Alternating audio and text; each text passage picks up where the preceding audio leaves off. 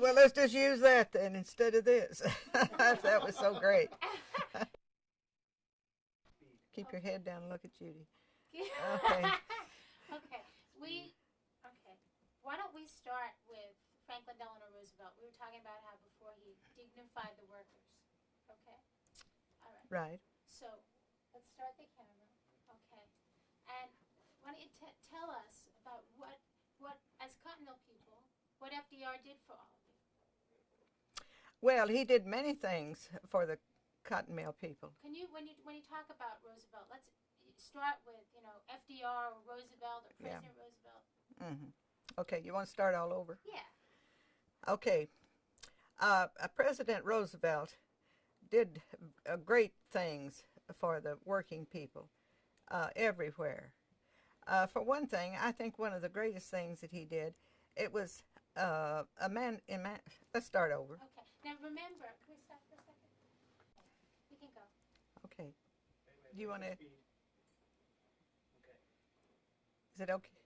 Yeah, we can start. Okay now. President Roosevelt did many things for the workers in this country, but specifically for the cotton mill workers.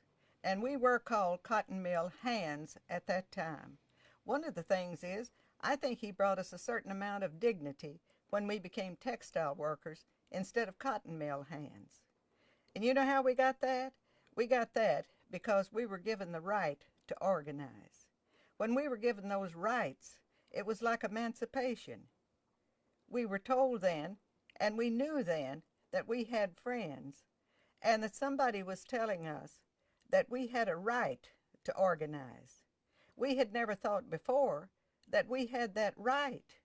In fact, we didn't have that right. If we organized, we were fired. So we didn't have the right.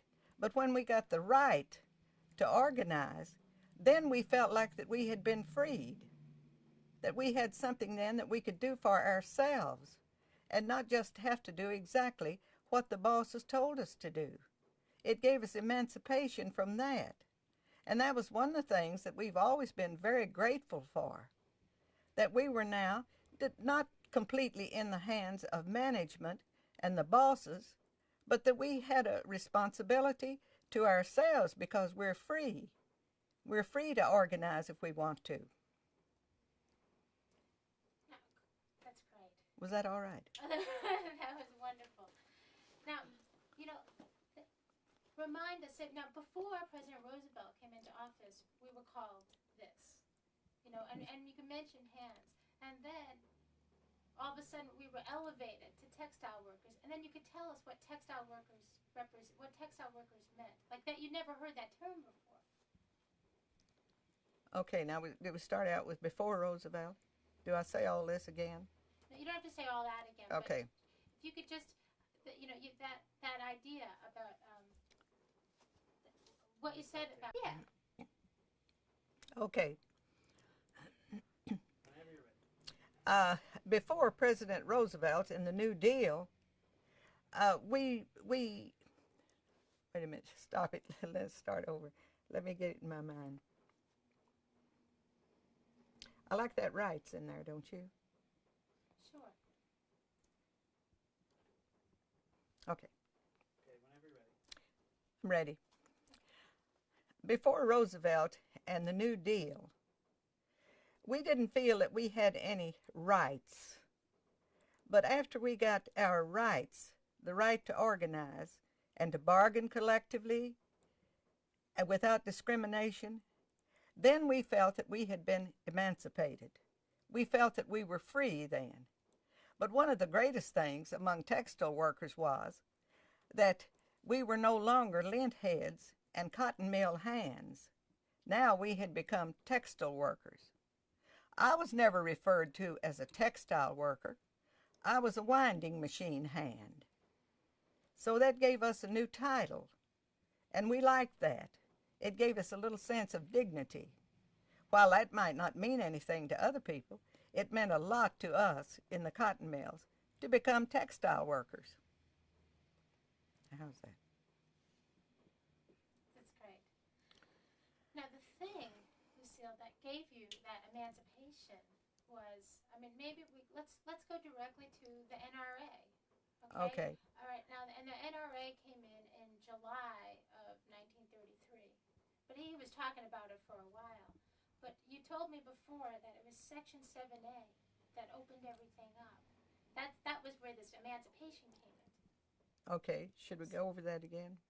Well, let's talk about the NRA, and let's talk about what the NRA actually represented to you, to your community, and to cotton mill workers in the South, and specifically, and you could talk about it in terms of hours and wages, but then let's speak about Section 7A specifically. That's the one where we got the right. Right. Is that where we got the right? Yeah. So we jumped to the rights. All that you said is wonderful, but we need to be really specific about what Section 7A, that little clause, meant a big deal.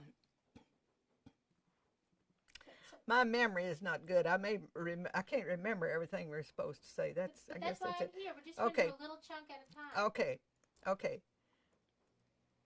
You ready? We're rolling. Okay. Section 7A. Section 7A was actually the legislation that gave us our rights.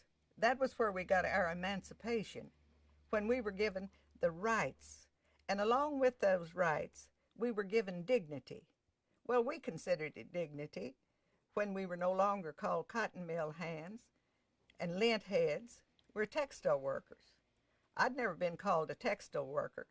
I thought my only title was a winding machine hand. But under Section 7A, then we obtained dignity that we had never thought was available before. Great. How was that? That was good. Okay. Good. Talk about it. Tape's rolling. Whenever you're ready. Ready. Okay. Now, excuse me just a minute. Would we just start with 7A? No, let's Start with the attempts to organize. right, and we're going to make that comparison. Mm-hmm. Ready? Yep. Organizing in the textile mills didn't really start with our 1934 nationwide strike. It had started earlier than that in places like Elizabethton, Marion, and Gastonia, North Carolina. But all their attempts over there were futile, and no wonder they were. The bosses were against them. We had no protection whatever. But when we got Section 7A, then we had protection, and we felt that we had that right to organize. But we had not had that before. And naturally, those strikes were lost over there because the employees, or the cotton mill hands, as we called each other then, as we were called then, they were thinking all the time about the management. Management was their boss, and they had given them a job, and they were loyal to them. They thought they had to be loyal to them.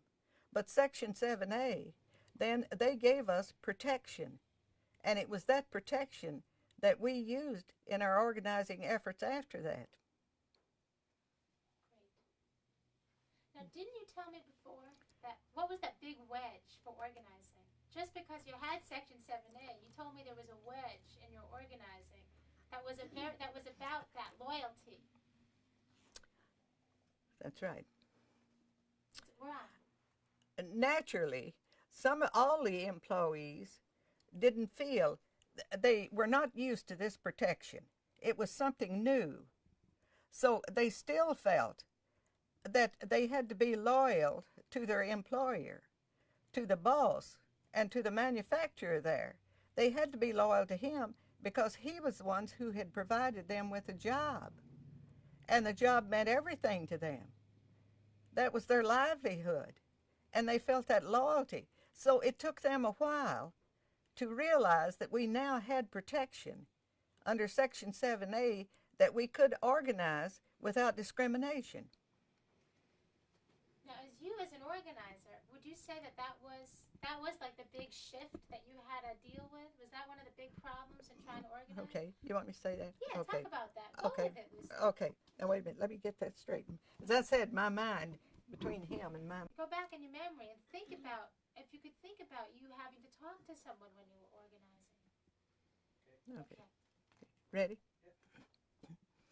Well, one of the things that we had to deal with, and myself particularly as one of the leaders in the union there, was that we had these workers there, these cotton mill hands there, that still felt that loyalty to the management. They didn't feel like that just because we're working here, but that the boss has given us these jobs and this is our livelihood. So we had to overcome that. And that took a long time to do that, because you had to instill something into the people that they had not had before.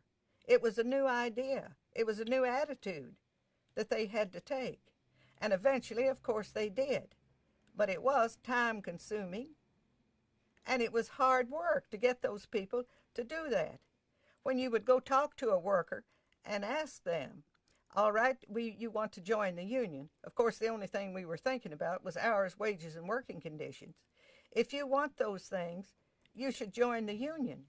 And they would say, well, but my boss here, now what does he think about it? Well, we weren't thinking about what he was thinking about it. We're thinking about the good for our fellow man there. But they still had that sense of loyalty to the boss, because that's what they'd had all along. They didn't know any better. That's what they were thinking.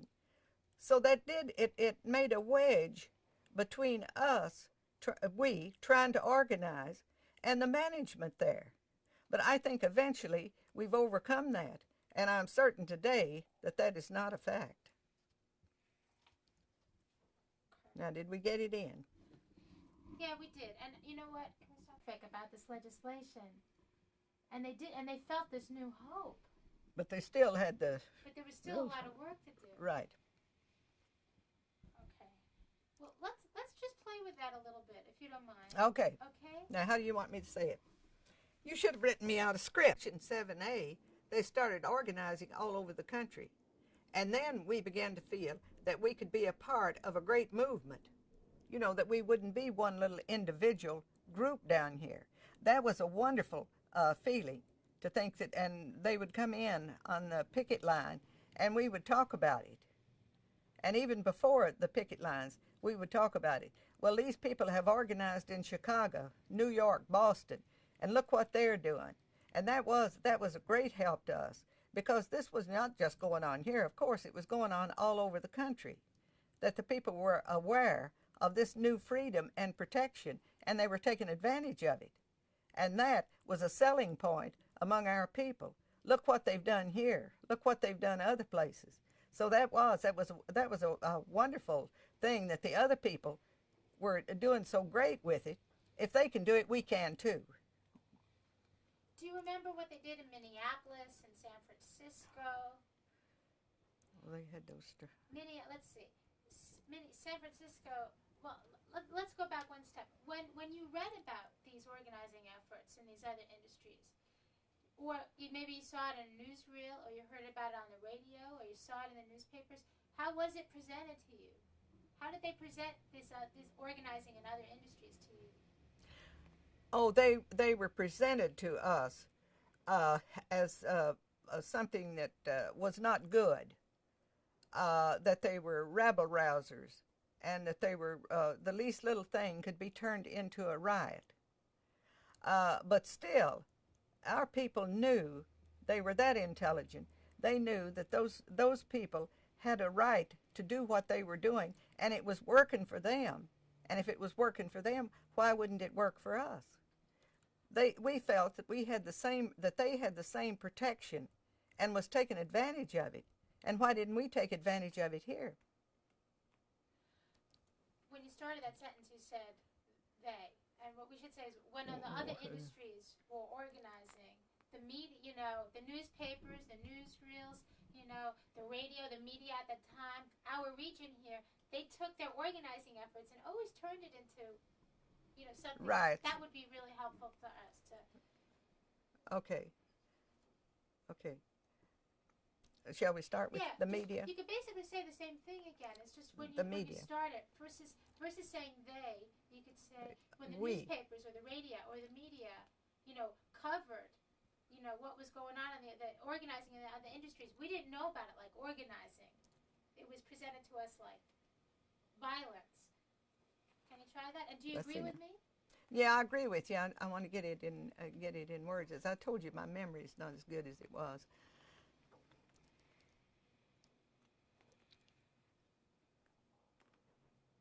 Go ahead. When we would read in the newspapers and hear over the radios what was happening in other places, like in the big cities, in New York, Chicago, San Francisco, and all those places, we realized, though, and we were a little bit apprehensive about it to start with, because it was always told to us as something very violent, something that these people were doing that wasn't exactly right. But we did listen to it.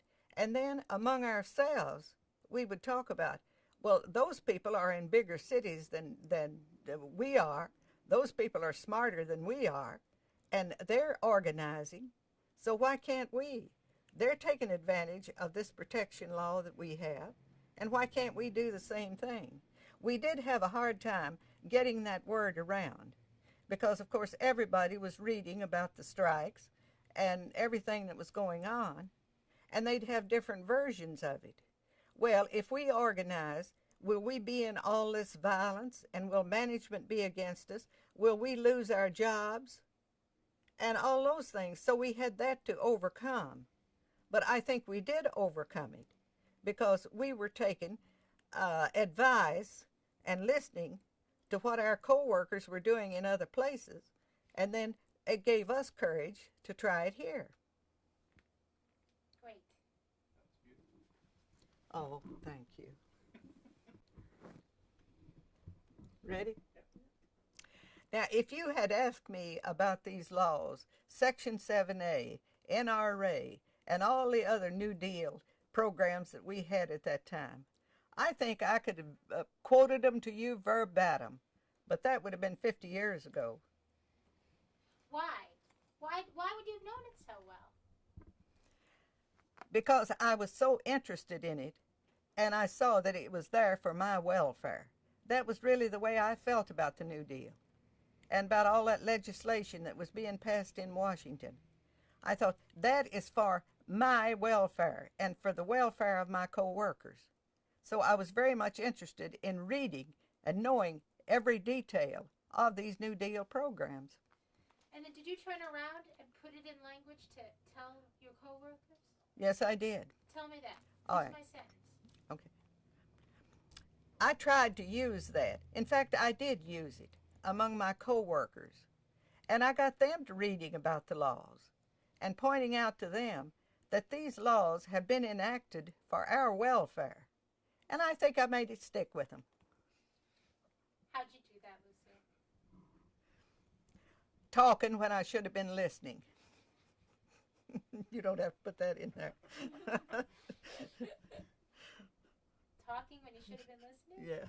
Now, have you ever talked like this before? I mean, was this the first time you ever got active yourself personally? Oh, absolutely.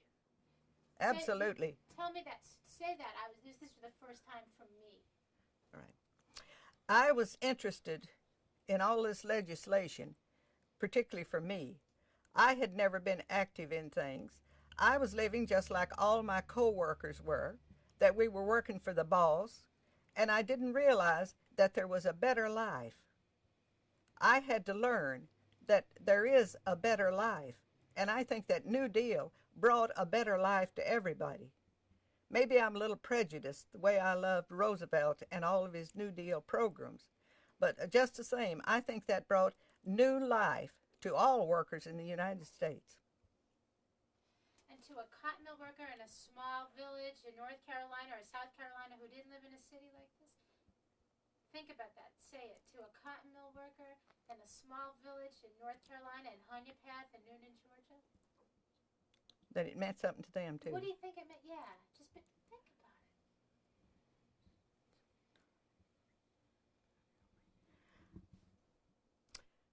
it. Oh, okay. Not only did I think that this all this New Deal legislation and this protection that we were getting. I didn't think that it was just valuable to me. I thought it was valuable to all my friends up in Sevier County, over in all the North Carolina counties, and everywhere else that there were cotton mill workers. I felt that this legislation was good for all mill workers. I mean textile workers, we became after the New Deal. Okay. The NRA and the Textile Code went into effect.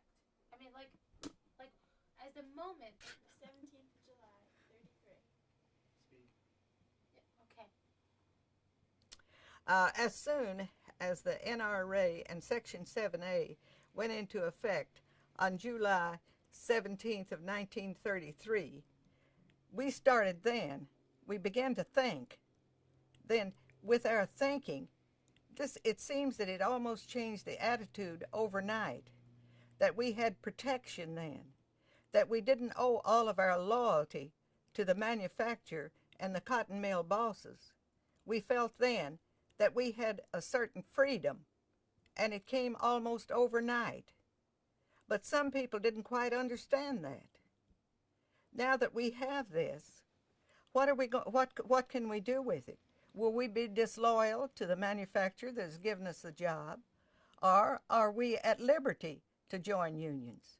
So we decided, I think the majority did, I know they did where I worked at Cherokee, the majority decided we did have that freedom, and let's use it, which we did. We began organizing and got our union set up. Now, would you say that was going on, and like in my mill, I know that was going on all over the South? People started organizing local unions? Is that, yeah. You would agree with that? Yeah. Okay, so could you make that leap? Okay. It wasn't just in my mill. Okay. We were on the ground running. This was going on across the region. You ready? Yep. This was not only in Knoxville and in this area here, but it was going on all over the country. It was going on in North Carolina, wherever there was a textile mill, this was going on. And that made us feel that we were in good company, that we were along with other people, that we were thinking like they were. And it made us, give us a feeling of security to know that we weren't alone in organizing. Okay, that is great. Now, say, it wasn't just... You don't have to say it's great every time. We're going to chop it up. Okay. It wasn't just here in, so it was here in Tennessee, it was in Alabama. Let's bring some momentum to this. It was in North Carolina, it was in South Carolina, it was in Georgia. It was in places where textile workers had never dared organize a local before. Didn't I say that just now? You did, but I need all the states, Lucille. What states shall I I see? need Georgia, I need North and South Carolina, I need Alabama, I need here obviously in Tennessee, and then I need Georgia, North and South Carolina, and Alabama. I'll probably reword that, but we'll go ahead. Okay. Mm-hmm. Okay, we're ready. All right. This organizing and this new attitude and our new, what you might say, destination of where we were going was not only happening here in this area, it was happening all through the southern states where they had textile mills. It happened in Tennessee, North Carolina, South Carolina, Georgia, Mississippi, Alabama, and the people there were thinking like we were. And that gave us a feeling of security. We're all in this together. It was like a big army. We're not standing out here alone. We have these co-workers everywhere that are thinking as we are. And if they're thinking of organizing, let's go with them. Did I get it in? You did. You did. Now, would you say that people were organizing in communities where that there were some communities where they had never even tried to organize before, that there were communities that had never heard of such a thing? Mm-hmm. Can you, what would, Greenville, South Carolina, Gastonia again, Charlotte, what's wrong? Oh, okay. Should we name some places, or, were there places you think that, this just had never, that on some level, this had never occurred in such a big way. This had never occurred in such a mass way, particularly in towns that. Well, it had never occurred, really, never had occurred at all. All right. You know. Tell me about that. All right. You ready? Yep. In many places, including Knoxville, including this area here, the mill workers had never even thought about organizing. They wouldn't have known how, and they didn't think that they had that freedom to organize. They had always just worked for the boss, for the manufacturer, and all they knew was loyalty to their employer. They didn't realize, well, they didn't have to realize, they didn't have the right to organize and to still keep their jobs. And they realized that. And then when the NRA and Section 7A came in, they saw then that they had this protection. And that almost happened overnight. With some of them, they started thinking, now I have this right. Now I can do this. So it actually changed the way of thinking in places like Gastonia, North Carolina, Elizabethton, Alabama, all through the deep South where there were textile mills. Now, did we get it in? We did. Well, don't say it's great. I won't. Okay. When the NRA and Section 7A came in, we were concerned, of course, about how it was going to help us. We also had to think about how it was going to affect management. Because the first thing we did at Cherokee, where I worked, we put some notices on a billboard down there that we were going to have a meeting. And the bosses came around right after that and tore them all down. And we knew then that they were not for what we were doing, which was trying to do what we had been given a right to do under NRA and Section 7A.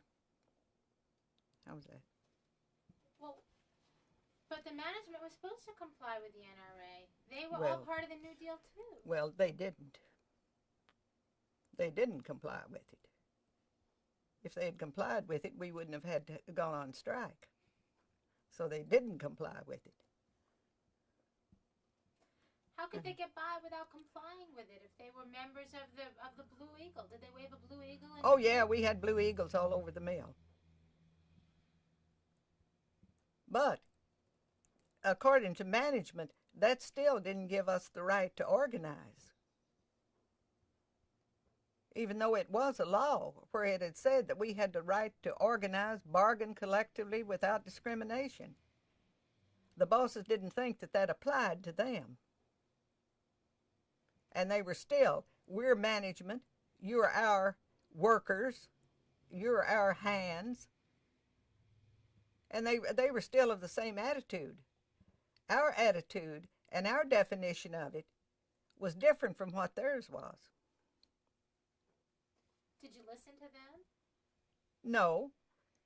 If we had listened to them, we never would have organized the union there. Now, you have something else you want to say? No, not on that. Go ahead. Okay. I knew that I was not going to work in a cotton mill all my life, that there must be a better world somewhere out there that I could fit into, other than standing on my feet 50 hours a night for $8.40 a week. I knew that there must be a better life somewhere. So when the union came along and they started telling me about how I could have shorter hours, better working conditions, and higher pay, I went for that. And that's all we talked about at that time, was those three things. And I thought, just give me shorter hours, give me a little more pay, and it must be somewhere, and it's not here in this mill.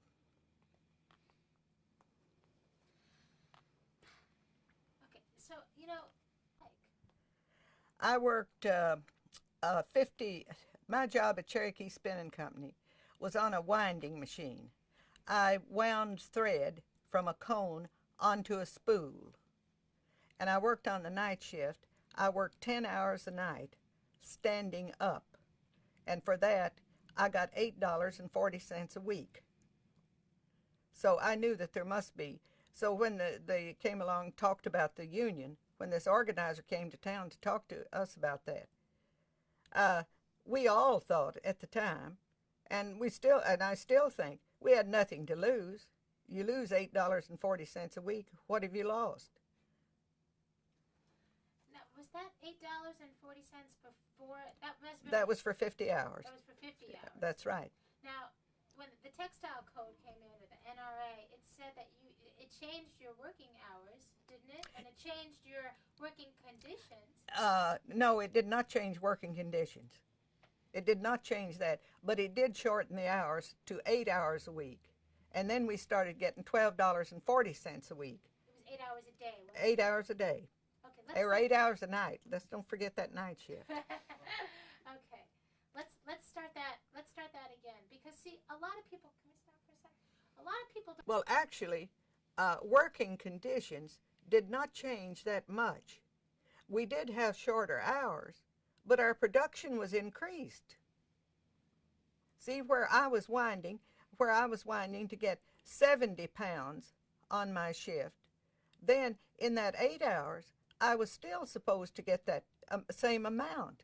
So your working conditions didn't change any. You didn't get any. We didn't have any breaks. We didn't have any more lunch hour. We didn't have any lunch hour at all. So the conditions didn't change that much. It changed enough, and we appreciated, of course. We were glad to get that 8 hours instead of the 10 hours. We were glad to get that $12.40 a week.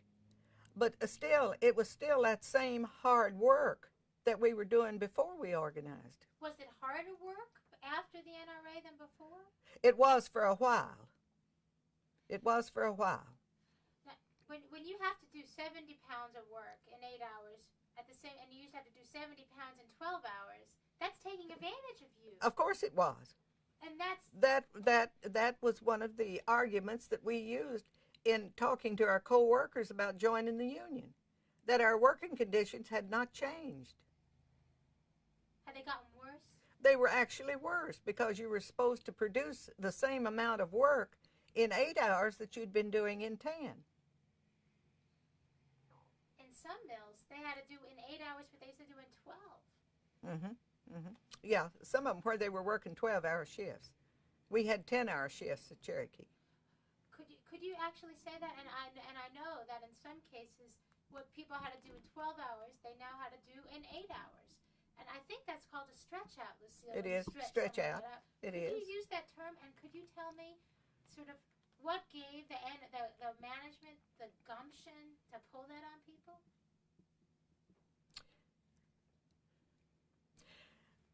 You ready? Well, at Cherokee, after we had the NRA, and after we got our 8 hours a day and our $12.40 a week, our working conditions didn't change. We had to produce just as much in that 8 hours as we had in 10. And as I understand it, at a lot of other places where they were working 12-hour shifts, they had to do the same amount of work and produce as much of whatever it was they were producing, like thread in my case. They had to do the same amount in 8 hours.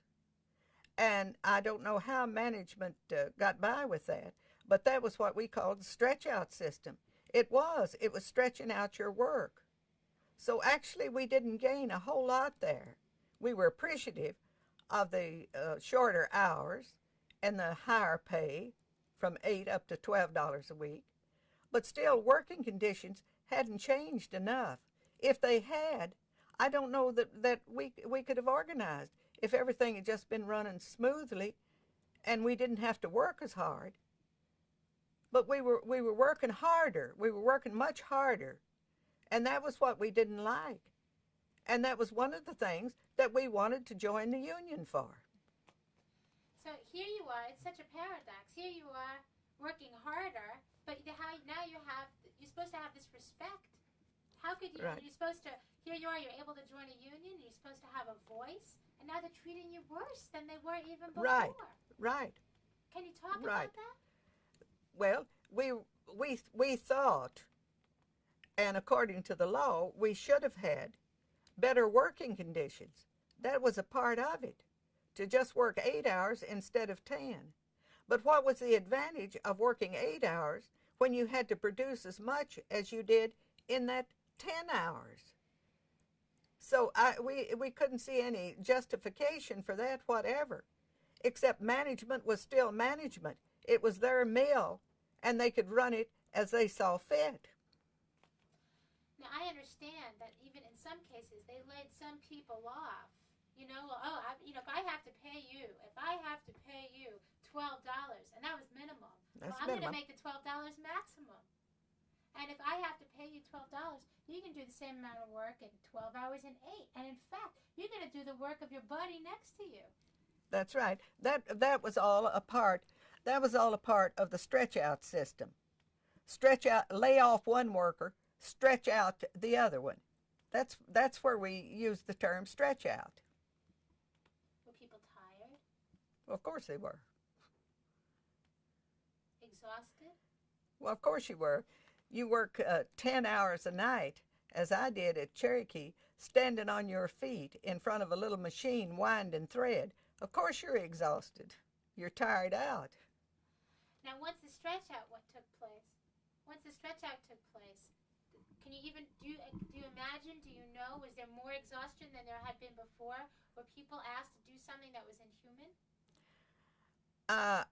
I don't know that there was a lot of that, because one of the things, you must remember, this was Depression days, and getting that extra $4 on the week meant so much to people that I was one of them. We were willing to do this extra work to get that extra money because it was so badly needed. See, that was Depression days. That's when in the soup lines. And we just took what we could get, of course. But the additional pay there, a lot of the people thought, well, that makes up for having to do the extra work. I didn't. I didn't think that. I didn't want to do that extra work. And many others didn't. And there were some people that were laid off. If I can do the same amount of work in 8 hours that I did in 10 hours, how about my coworkers over here? We can get rid of one of them.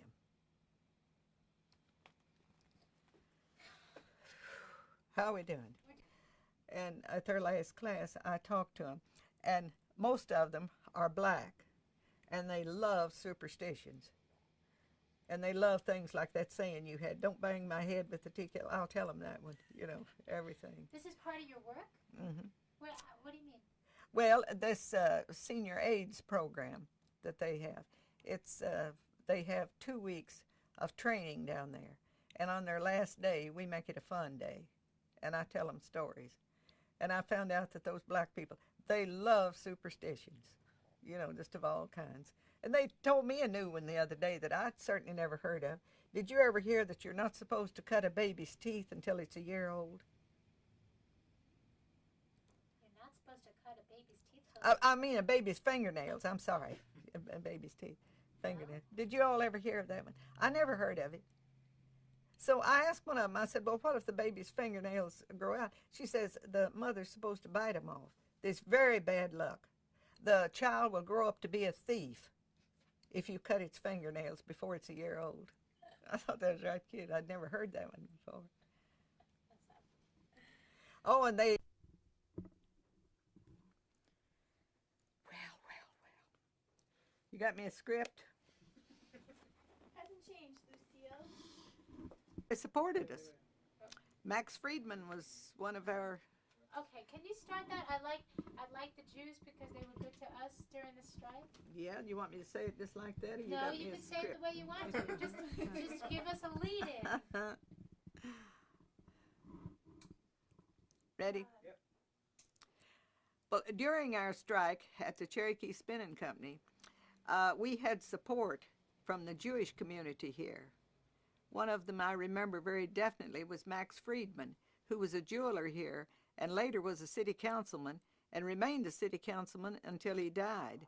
But we had support from all of the Jewish community here. Now, well, Cut, please. yeah, please. Can you attach the mic? 7A was passed and the textile code was passed.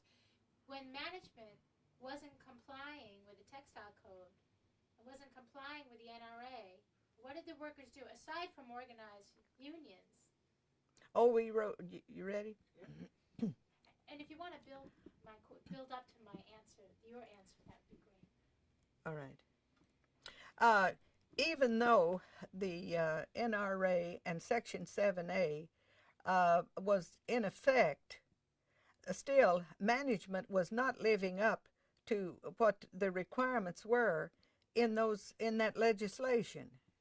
And because of that reason, a lot of the workers who weren't even thinking about joining the union at that time were concerned that management, they knew that much about NRA and Section 7A, that they wanted to know why wasn't management living up to that code. And they were not living up to it. And they started writing letters to President Roosevelt and Secretary of Labor Francis Perkins and all those people in Washington to find out why aren't they living up to this code. I remember very well that there were people then that wrote to their congressman about that who had never written to a congressman before. I remember them showing me letters. Look, I got a letter from my congressman. Because I've written to him, and look, I got a letter. It spread. They thought, they didn't think about doing anything locally, because they were thinking that President Roosevelt and all this New Deal legislation, and rightfully so, that was what had given them their rights and their protection. So they sent their letters to Washington, to the president, the congressmen, senators, and all.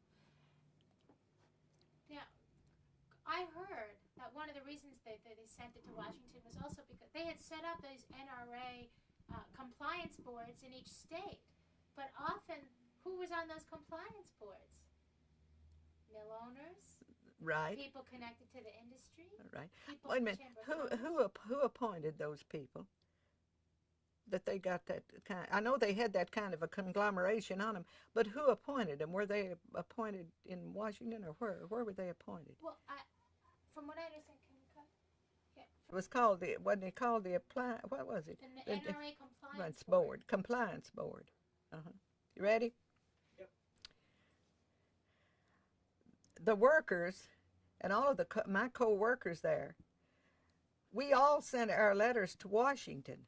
We sent them to our congressmen and to our senators because we didn't trust the people that was on the NRA appliance board. Okay, let's start again. Compliance, yeah. Okay, it's compliance. Yeah, compliance. Also, we wrote directly. Use the word directly. Okay. We wrote directly to President Roosevelt, Hugh Johnson. I told you she ought to have a script. We wrote directly. Okay, and who is Hugh Johnson? Who is he? President of the NRA. Was that what he was? Director of the NRA. No, he's president. Okay. I think, though, that weren't most of the letters addressed to the president and the congressman and the Well, to senator. the president, even Mrs. Roosevelt. Oh, yeah. And Secretary Perkins and Hugh Johnson. Lots of them were sent to Hugh Well, Johnson. you know what happened, Lucille? Sometimes what they would do was,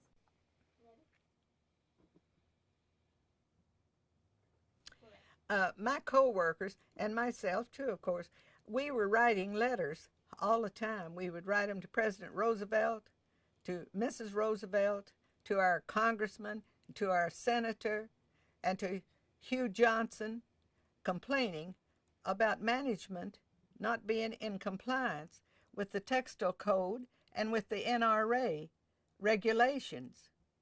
And we didn't know where else to go because we didn't trust the state compliance board, because it had been staffed with people who were in the textile industry, and we didn't trust those people.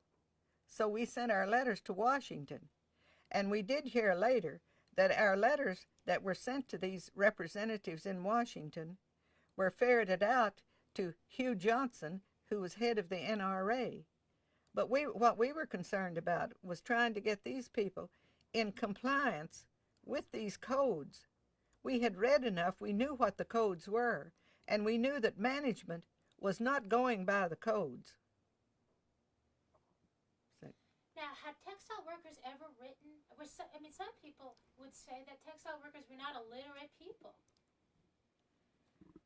We said that a while ago, didn't we? I said people had written to their congressman that had never written before. Right, yeah, but let's just work with the idea of never writing before, then actually taking a pencil and some slate paper and writing a letter like that. What kind of action was that? Okay. Ready. Many of our people, our textile workers, had never written to a congressman before. In fact, many of them had not even voted before that time, because up until we got rid of the poll tax law here, it cost $2 to pay for a poll tax, and during Depression years, the people didn't vote, so a lot of them didn't even know until that time, but they certainly became interested in who their senators and their congressmen and who their representatives in Washington were when they saw all these violations of the NRA and the Textile Code. Did that get it in? That gets it in. Now, were you someone who had written letters before? Oh, I had. Tell me about that. Oh, I wrote letters to the congressmen and senators all along. I would report conditions even where I was working. But there was nothing they could do about it. At that time, there was no laws. The man who owned the factory run the factory the way he wanted to run it. But I did. I've always been a letter writer. Now, do you think you all expected these letters to be answered? Did you think something was going to happen? Yes. We thought that we had these elected representatives in Washington, and that if we wrote to them, that something would happen. We definitely did.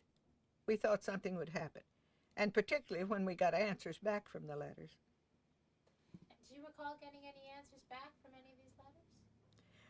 Oh, yes, and other workers there who had never written to their congressman before was showing me the answer that they got from their representative in Washington. And usually those letters, I think they all said the same thing, that they would investigate it. Just a real political letter. Did they investigate, Lucille? Not that I know of. I don't think they did.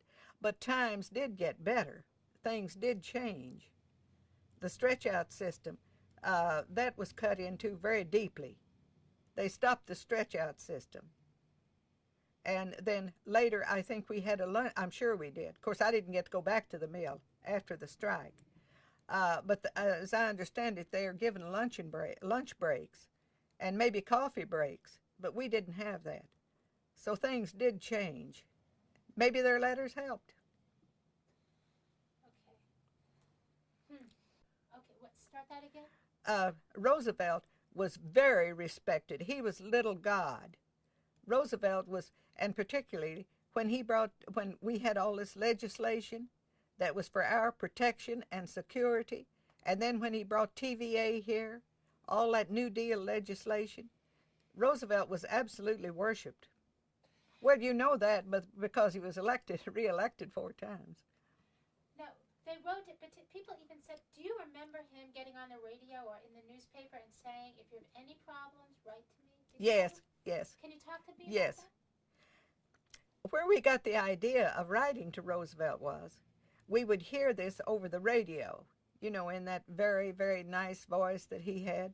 If you have any problems, you can always refer them to your president. Well, we took him at his word and sent the letters direct to him.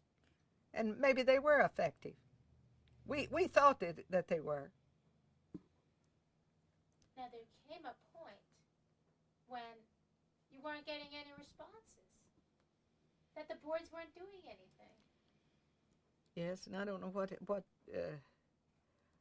I think a lot of those boards, what was it, the National Labor Relations Board?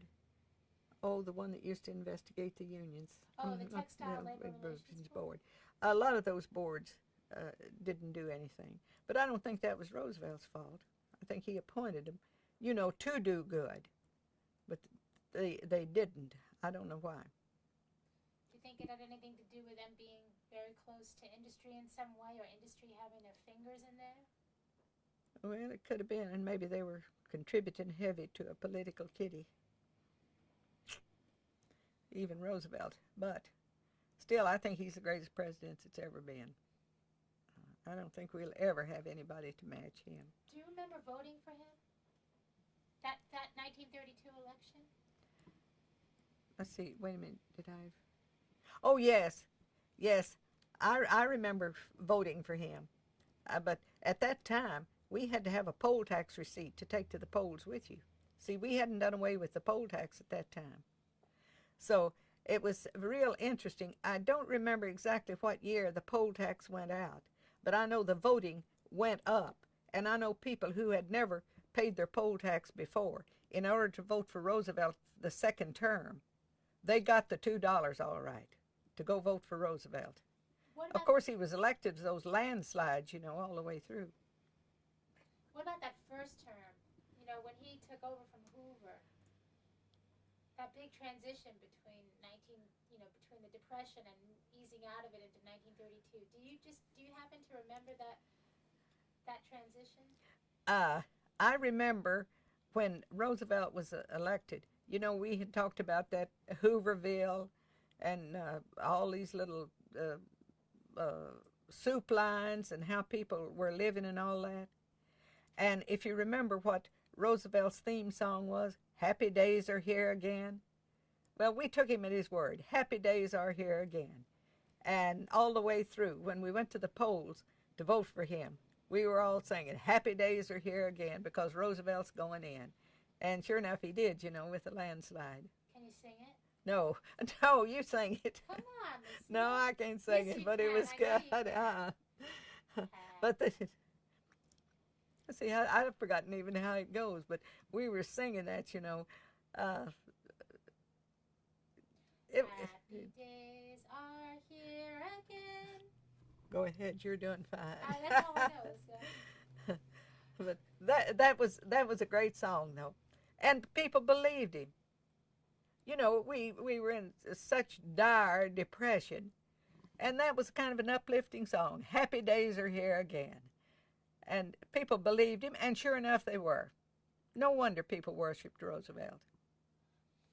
Now, you know, before you were telling me before that in the Depression, Now, don't tell me what I told you before, Okay. because I've forgotten that. What did I tell you? All right. We're just going to go back to the Depression since Okay. we're talking about it for a moment. Okay. You said that around in the 20s, and before during particularly around 29, and particularly around the time of the Depression, that other industries, you said, were getting paid better, but that the textile industry was one industry that was really having a tough time. You read this just the other day? Yes. Now, just a minute till I get that, so it won't be too long. Okay. In reading a book. Okay. Don't mention the book. Just tell me what Okay. you know. Okay, wait a minute. Now, she said don't mention the book. Don't mention the book. Ready? Yep. In the 1920s, you know, wages were good in most places. It was because of the automobile industry. You know, Ford had just started his assembly line, and they're turning out all those cars. That made business good in steel, tin, rubber, glass, and all those things. Wages went up, and people were going to work, and the middle and early 20s were good years. But the wages did not go up in the textile industry and in the coal industry. That was two that they did not go up in. If there was big time, big jobs, and roaring 20s, as they called it, it did not hit the coal industry and the textile industry. We were still working for those low wages. And were industries actually moving in from the north? Were industries moving textiles over here? Over to the south to take advantage of it. Sure. You want to put this down?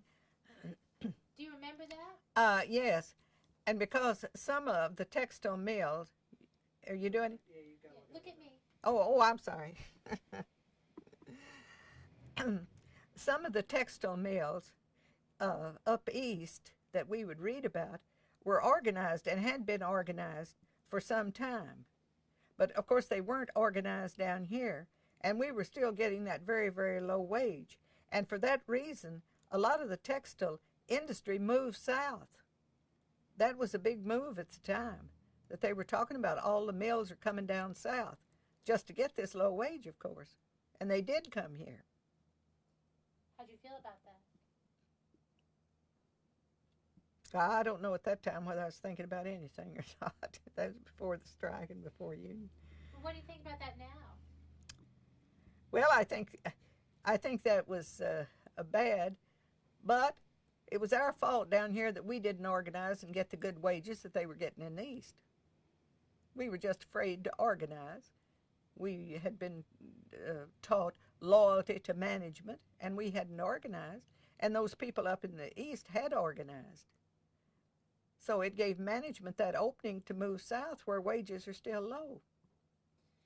And what about this notion about Anglo-Saxon workers and they're good, you know, they make good employees. You know what they say about what they used to say about Southern workers. Oh yes, that Southern workers were more docile, and they made better employees, and they were so industrious and all, which of course wasn't true. We were just people like there were people all over the world. Some of them were good, some of them were bad. But we were considered the good workers. Maybe it's because they thought we weren't as well educated and wouldn't get organized and do as well as the others that they moved down here to get us to go to work for them. Did you show them? I think we did in the strike. After we became organized, we didn't do anything until we were organized. Now let's figure out how you all got organized, because this is a big question for a lot of people. How did they do it, piece by piece? So,